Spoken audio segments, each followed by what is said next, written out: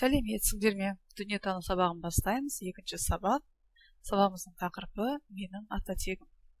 Сабақтың мақсаты өз ата тегің кімдерден тарайтынын білесің, өз ата тегіңді таратып айтуды үйренесің. Бүгінгі сабағымызда қолданатын тірек сөздеріміз ата тек, шежіре, ұрпақ, ата әже. Ата ана, ата тек сөздерінің мағынасы қандай? Ата ана, ата тек сөздері бір-біріне мағынасы жақын сөздер. Олар ата сөзінен шығады. Атадан отбасының бірнеше тегі тарайды. Оларды ұрпақ деп атайды екен.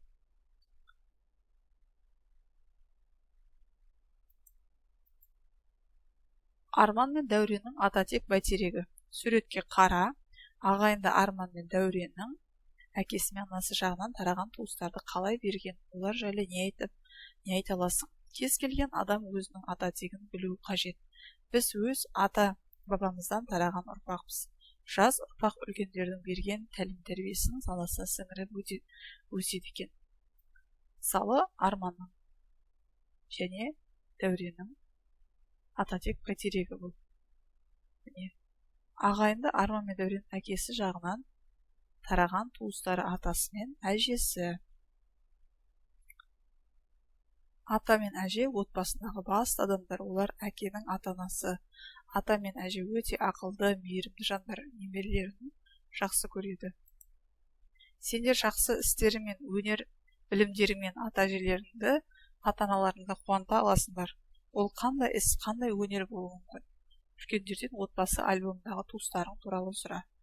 Біз жақсы істерімізбен, өнер білімімізбен ата-әжелерімізді, ата-аналарымызды қуанта аламыз. Мысалы, мектептегі үлгілі тәртібіміз, жақсы баға алғанымыз, спорттық жарыстардан жүлделі орын алғанымыз, үлкендерді сыйлағанымыз, барлық жақсы істеріміз мен қуанта аламыз.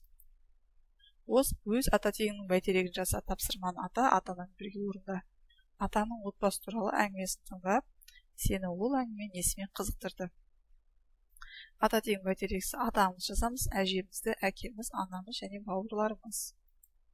Альбомда отбасы мүшелерінің суреттері бар. Онда ата-әжелерің өз балаларын қалай тәрбиелегенін еске түсіреді. Отбасы альбомын сен де толықтыр. Көне суреттерді сақтауға тырысамыз. Отбасылық мұрағат әр отбасының ата-бабадан келе жатқан суреттері мен жазбаларының арнайы сақталуы.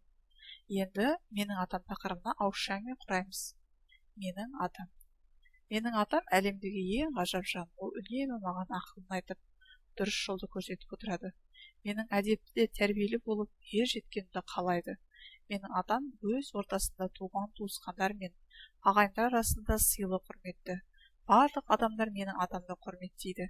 Мәселе туындаса, атаммен ақылдасып, дұрыс шешім қабылдауына көмектеседі. Балалар, бүгінгі дүниетану сабағымыз аяқталды. Сау болыңыздар.